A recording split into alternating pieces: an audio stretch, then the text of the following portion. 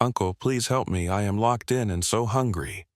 That desperate cry from my niece during a storm led me to a horrific truth. My own parents were imprisoning her to steal a fortune, turning their perfect white picket fence into a veil, hiding a cold-blooded crime. The rain in Chicago does not just fall, it attacks. It was nearly 11 o'clock on a Tuesday night, and the wind was howling against the glass of my office window, rattling the frames with a persistence that mirrored my own restlessness. I was buried under a mountain of logistics reports, the soft glow of my desk lamp, the only light in the room when my personal telephone began to vibrate. I glanced at the screen. It was an unfamiliar number, but the area code was 630 Naperville. My heart skipped a beat. That was the town where my parents lived, the town where my niece Chloe had been staying since my brother Blake vanished from our lives 3 years ago. I swiped the screen and pressed the device to my ear. For a moment there was nothing but the crackle of static and the distant rumble of thunder. Then a voice broke through. It was thin, fragile, and trembling so violently that I could almost feel the cold through the speaker. "Uncle Grant, please. I am locked in. I am so hungry. Please help me. Chloe." I stood up so fast my chair flipped backward, crashing against the hardwood floor. "Chloe, where are you? Where are your grandparents?" "They went out," she whispered, her voice dissolving into a ragged sob. "It is dark. The door will not open. Uncle Grant, my tummy hurts so bad." Then the line went dead. I redialed immediately. Nothing. I tried again, my pulse hammering in my throat like a trapped bird. I called my mother Evelyn and then my father Arthur. Both calls went straight to voicemail. The silence was deafening. I did not waste another second. I grabbed my heavy raincoat and my keys, racing out of the office and down to the parking garage. My Ford F-150 roared to life, the engine a low growl that promised speed. I pulled out into the deluge, the windshield wipers struggling to keep up with the sheets of water. Every red light felt like a personal insult. Every mile on Interstate 88 felt like an eternity. My mind was a storm of its own. Why would they leave an 8-year-old child alone in a dark house? What did she mean when she said she was locked in? By the time I pulled into the quiet, affluent cul-de-sac in Naperville, my knuckles were white from gripping the steering wheel. The Miller family home sat there, a picture of suburban perfection. The white picket fence glistened under the streetlights and the lawn was manicured to within an inch of its life. It was a mask of order. The house was dark. I ran to the front door and pounded on the wood, shouting for my parents, then for Chloe. No answer. I tried the handle. It was locked tight. I ran to the back of the property, my boots splashing through deep puddles. I found a small mudroom window that looked brittle with age. Without hesitation, I wrapped my arm in my raincoat and thrust my elbow through the glass. The sound of the shattering pane was swallowed by a crack of lightning. I reached inside, unlocked the latch, and hauled myself into the kitchen. The transition was jarring. Inside, the air smelled of expensive sandalwood candles and high-end vanilla. The granite countertops were spotless. It was a home that breathed wealth and comfort. But as I moved deeper into the hallway, the smell changed. The fragrance of the front rooms faded, replaced by a faint, sickly scent of mildew and stagnant air. I followed the sound of a soft, rhythmic thumping. It was coming from the very end of the hallway, past the laundry room, a small storage closet that we used to keep old coats in when I was a child. I reached the door and saw it. A heavy iron latch had been installed on the outside of the wooden frame a hardware store addition that did not belong in a house this beautiful. The wood around the latch was covered in deep, jagged scratches, as if someone had been clawing at it for months. My blood turned to ice. I threw the latch open and swung the door wide. The beam of my flashlight cut through the darkness of the tiny, windowless room. The floor was bare concrete. In the corner, huddled on a thin, stained blanket that was not much thicker than a sheet of paper, sat Chloe. She was clutching a ragged stuffed bear to her chest, her eyes wide and sunken into a face that was far too pale. Beside her, on the floor, sat a chipped plastic bowl. It was empty, save for the dried, salty residue of instant noodles. The air in the room was cold and damp, a stark contrast to the heated luxury just 20 feet away. "Chloe, I choked out, dropping to my knees. She did not move at first. She just stared at the light. Then, recognizing my voice, she let out a sound that tore my soul apart, a tiny bird-like whimper. She collapsed into my arms, her body feeling impossibly light, as if she were made of nothing but glass and shadow. "I am sorry," she whispered into my neck. I tried to be quiet. I did not want to be bad. I held her tight. My teeth gritted so hard my jaw ached. I took a deep breath, forcing my hands to stop shaking. I reached into my pocket and pulled out my telephone. With the flash reflecting off the cold concrete, I began to take photographs. I photographed the iron latch. I photographed the scratches on the door. I photographed the empty plastic bowl and the thin blanket. I photographed the hollow look in her eyes. I wrapped her in my raincoat, shielding her from the reality of that room. I carried her out through the kitchen, past the expensive appliances and the framed family portraits that were nothing but lies. As I stepped back out into the pouring rain and placed her into the safety of my truck, I knew one thing with absolute certainty. The Miller family legacy ended tonight.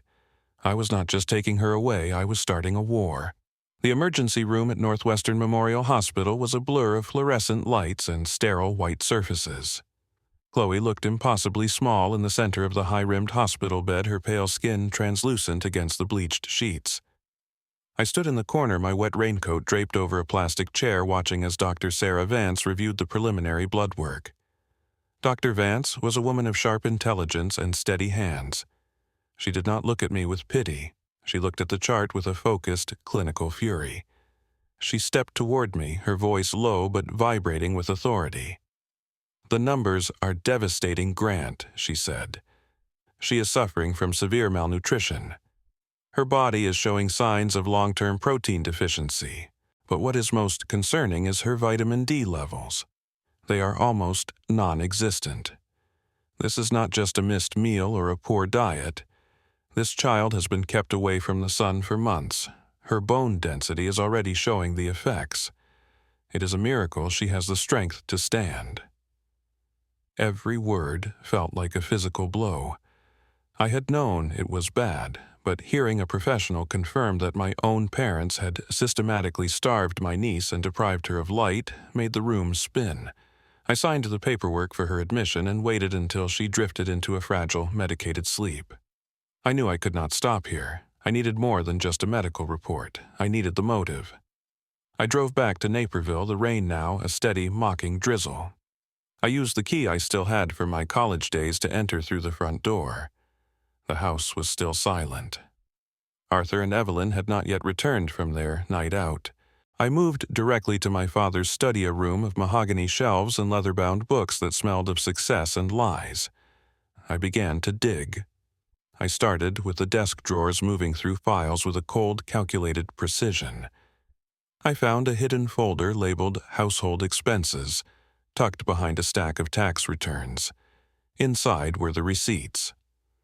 1 week ago, while Chloe was locked in that airless room, Arthur and Evelyn had spent $1,200 on front-row tickets to a symphony at the Lyric Opera House. 3 days after that, there was a credit card slip for a $650 tasting menu at an upscale French restaurant downtown. I found receipts for high-end skincare silk scarves and a vintage bottle of scotch that cost more than a month of groceries. I took a photograph of every single one. My hands were shaking, but my mind was sharpening. I knew they were receiving a monthly stipend of $1,800 from the state, and my brother's old accounts for Chloe's care. They were clearly spending that money on themselves while she withered away on 50-cent packets of instant noodles. But as I reached the bottom of the drawer, I found something that made the air leave my lungs. It was a quarterly statement for a trust fund established by Chloe's mother Faith. The total balance should have been $450,000, a safety net intended to pay for her education and her future. But the current balance showed less than $30,000. I pulled out the withdrawal history. Over the last 2 years, massive sums had been moved out of the trust and into an offshore investment account. I found a series of frantic emails from a broker to my father, warning him that his aggressive venture capital play had collapsed. Arthur had lost almost everything. Then the pieces of the puzzle slammed into place with a terrifying click. They were not just cruel, they were desperate. They had stolen nearly $500,000 from their own granddaughter. They had hidden her away, kept her out of school, and deprived her of social contact because they could not afford for anyone to see her. If she saw a doctor, or if a teacher noticed her clothes were too small, people would start asking questions.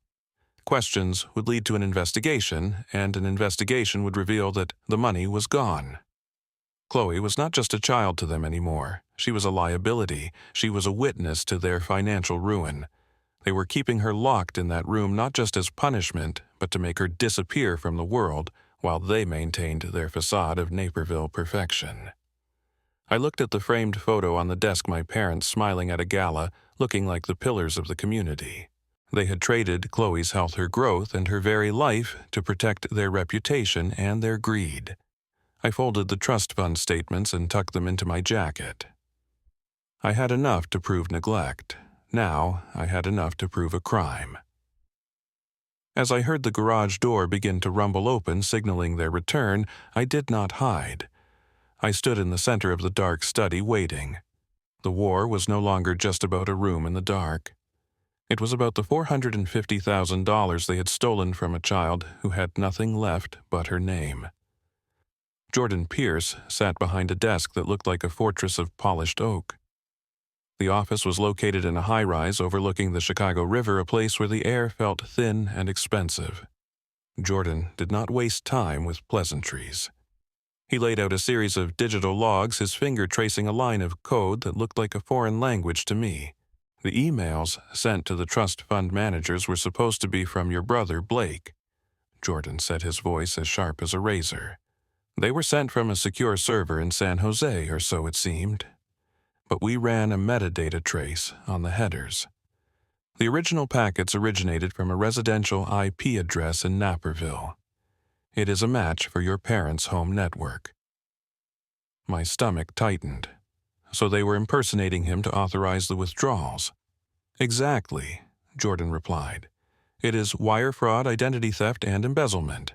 But we need a witness who can place them at the house during the times Chloe was neglected. We need to bridge the gap between the digital theft and the physical abuse. I knew exactly where to look. I took the license plate number I had received from the neighbor Linda Greer and tracked it through a contact in the Department of Licensing. The car belonged to a woman named Gloria Thorne. I found her in a small weathered cottage on the outskirts of the city, a place buried under overgrown lavender and weeping willow trees. When Gloria opened the door, she looked like a woman who had been carrying a heavy secret for far too long. Her eyes were clouded with a mixture of fear and relief when I told her who I was. We sat in her small kitchen, the air smelling of chamomile and old paper. I was Faith's best friend, Gloria whispered, her hands trembling as she held a teacup. When she passed away, I promised her I would watch over Chloe. But Arthur, he is a powerful man in that town. He caught me outside their house a year ago. I told him Chloe looked thin, that I heard her crying at night. He looked me in the eye and told me that if I ever stepped foot on his property again, he would use his connections to ruin me. He threatened me with a defamation lawsuit that would take my house. I was terrified, Grant. I am so sorry. You are the one who slipped her the phone, I said, reaching across the table to steady her hand. I had to, she said. I saw the house go dark for 3 days straight. I knew they were leaving her alone while they went to their galas. I could not live with myself if something happened to that little girl. Gloria stood up and walked to a wooden cabinet in the corner. She pulled out a small battered cardboard box and placed it on the table between us. There's something else you need to know, she said, her voice dropping to a whisper. Something that will break your heart. She opened the box. Inside were dozens of envelopes, all addressed to Chloe, care of Gloria Thorne. They were postmarked from Las Vegas and Reno. I recognized the handwriting immediately. It belonged to my brother Blake.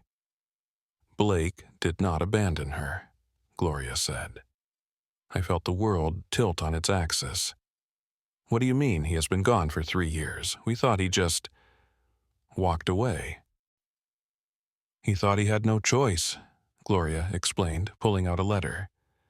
Arthur and Evelyn told him that the state was going to take Chloe away because of his struggles with addiction.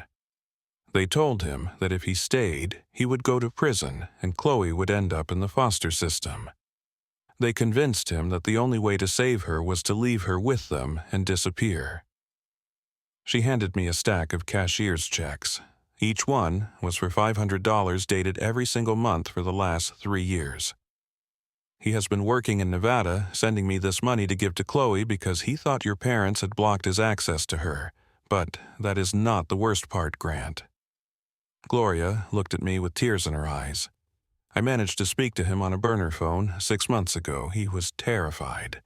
He asked me if Chloe was safe from you. Arthur told him that you had become violent, that you had stolen the family inheritance and were using Chloe to get to the trust fund. They told him that if he ever contacted you, you would use your influence to have him arrested. They built a wall of lies to keep you two apart. They made him believe his own brother was the monster, so he would never come home to see what they were doing to his daughter. I stared at the letters, the ink blurring as my vision clouded with fury. My parents had not just stolen money and starved a child. They had dismantled a family. They had weaponized our grief and used it to turn to brother against brother, all to protect a hoard of stolen cash and a reputation built on sand. "Where is he, Gloria?" I asked, my voice vibrating with a cold, hard resolve. "He is in a sober living facility near Henderson," she said. "He thinks he is protecting her by staying away. He thinks you are the reason she is in danger." I stood up, clutching the box to my chest. The information trap was set, but the prey was far more dangerous than I had realized. Arthur and Evelyn had played a long game, but they had forgotten one thing. A lie only works as long as the truth is kept in the dark. I reached for my phone to call Jordan Pierce. We did not just have a case anymore. We had a rescue mission. The desert heat of Henderson, Nevada, was a physical weight, a staggering contrast to the bone-chilling rain I had left behind in Chicago. The air felt thin and tasted of dust and dry sage. I found the address Gloria Thorne had given me, a modest, sun-bleached stucco building on the edge of a quiet residential block. It was a sober living facility, a place built for people trying to stitch their shattered lives back together 1 hour at a time. I sat in my rented car, my hands gripping the steering wheel. My heart was a drum in my chest, echoing the rhythm of a decade of shared memories and 3 years of silence. I stepped out into the blinding light, clutching the box of letters and the folder of medical reports. I saw him before he saw me. Blake was sitting on a wooden bench under a sparse mesquite tree, staring at a small notebook. He looked older, far older than a man in his early 30s should look. His hair was peppered with gray at the temples, and his frame was lean, almost gaunt, though his posture lacked the slumped defeat I had expected. He looked like a man who had been forged in a furnace and was still cooling. I walked toward him, my shadow stretching across the hot pavement. He looked up, squinting against the sun. When his eyes met mine, the notebook slipped from his fingers. The color drained from his face, replaced by a raw, naked terror. He scrambled backward, his heels catching on the legs of the bench. "Grant, no. You are not supposed to be here," he whispered, his voice cracked and hollow. "Arthur told me. He said you were looking for me. He said you wanted to finish what you started." "Blake, listen to me," I said, my voice steady, despite the roar of emotion in my ears. "Whatever our father told you is a lie, every single word of it." "He said you took everything," Blake shouted, his eyes darting around as if looking for an escape. "He said you were the one who forced Chloe into hiding. He said you were dangerous, Grant. He told me that if I came back, you would use my history to make sure I never saw the light of day." I did not argue. I did not raise my voice. I simply sat on the edge of the bench and opened the folder. I pulled out the photograph of the storage room in Naperville, the iron latch, the bare concrete, and the hollowed-out expression of his daughter. I handed it to him. "This is where Chloe was 3 days ago, Blake. This is the house of the people you trusted to protect her." Blake took the photo. I watched as his eyes scanned the image moving from the scratched wood of the door to the tiny, shivering girl on the stained blanket. The transition was agonizing to watch. First came the confusion, then the realization, and finally a soul-crushing wave of agony that seemed to break his very spine. He let out a strangled, guttering sound, a cry of a father who had realized he had been tricked into abandoning his child to a monster. They told me she was in private school. He choked out the photograph, trembling in his hand. They sent me emails. They sent me pictures of her at the park, smiling. They told me she was thriving because I was gone. Those emails were sent from their own kitchen Blake. Those pictures were years old. They used your guilt as a cage, and they used your daughter as a bank account. They have spent her entire trust fund. $450,000 is gone. I reached out and placed my hand on his shoulder. It was the first time I had touched my brother in years. Through the fabric of his shirt, I felt the tremors racking his body. They played us both, I said softly. They turned me into a villain in your eyes, and they told me you had simply stopped caring. They built a wall of silence between us so they could feast on what Faith left behind for Chloe. We were the victims of a master class in manipulation.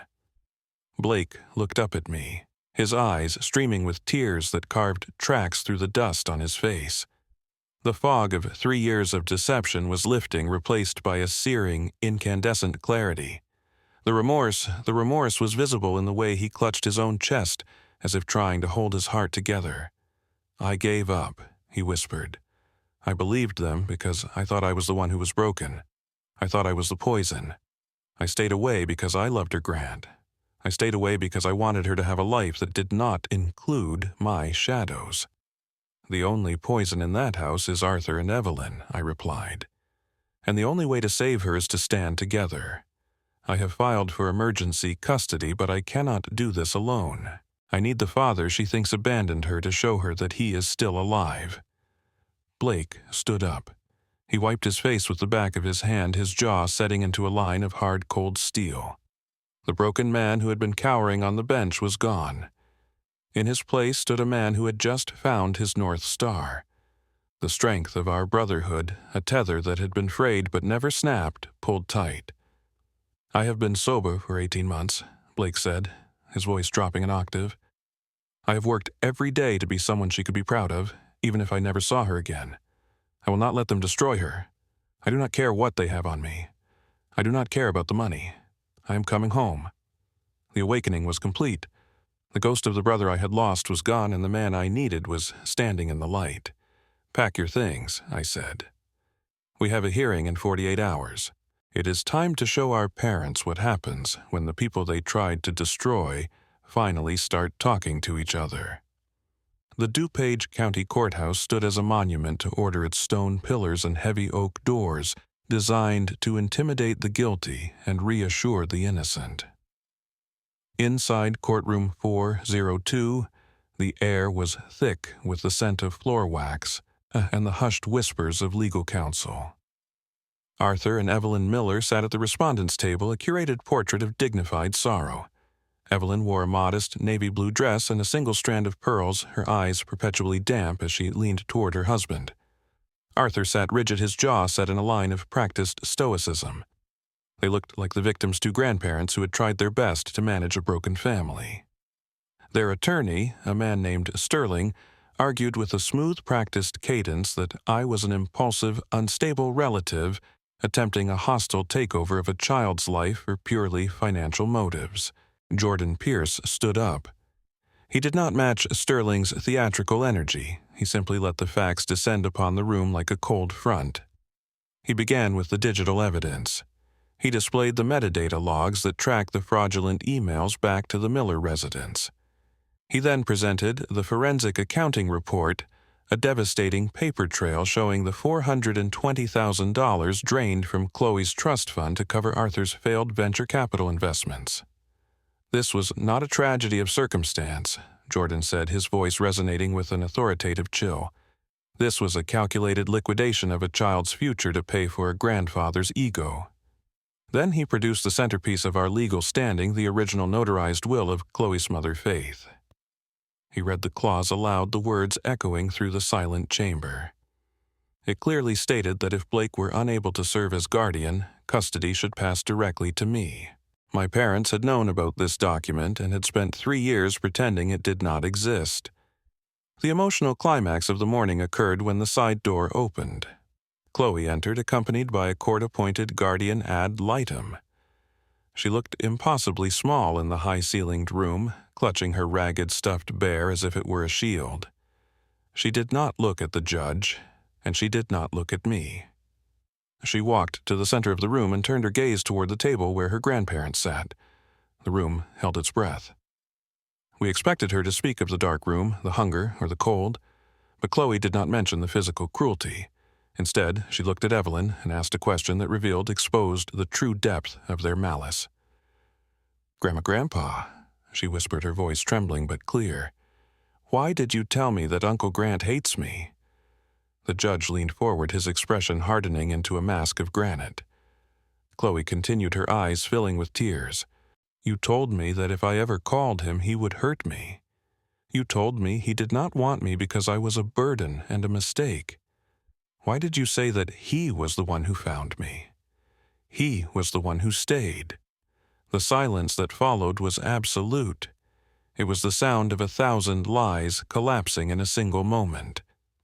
Evelyn's hand flew to her mouth, and Arthur stared at the mahogany table, unable to meet the eyes of the child he had tried to emotionally lobotomize. This was the ultimate betrayal, not just the theft of money or the deprivation of food, but the systematic attempt to erase the only person who could save her.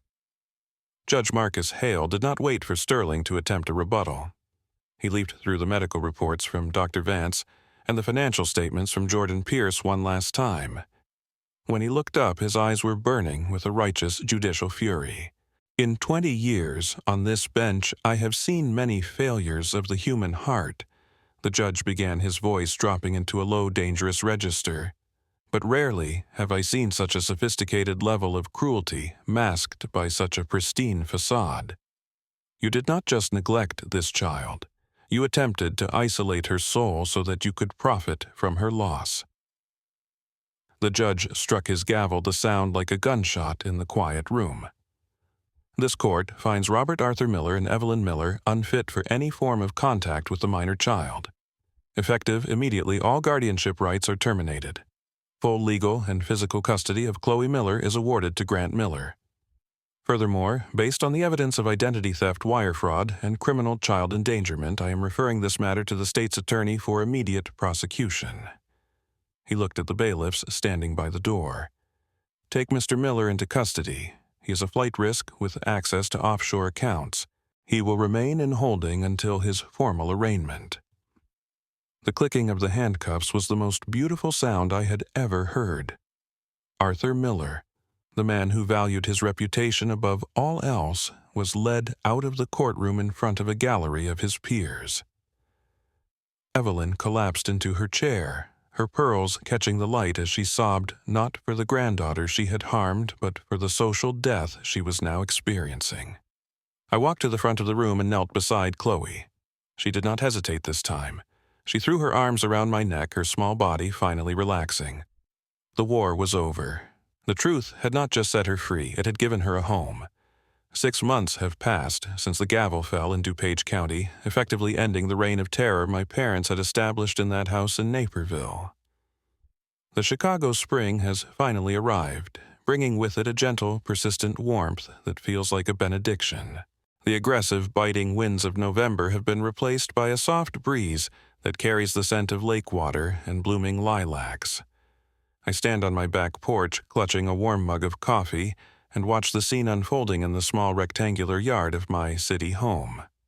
Chloe is there, her laughter ringing out a sound that is no longer fragile or bird-like, but robust and full of genuine mischief.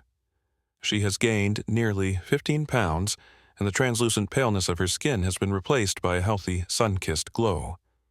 My neighbor's son Leo had become her unofficial big brother, and she is currently locked in a fierce, albeit miniature, basketball game with Leo. She dribbles with a newfound confidence, her eyes bright and focused.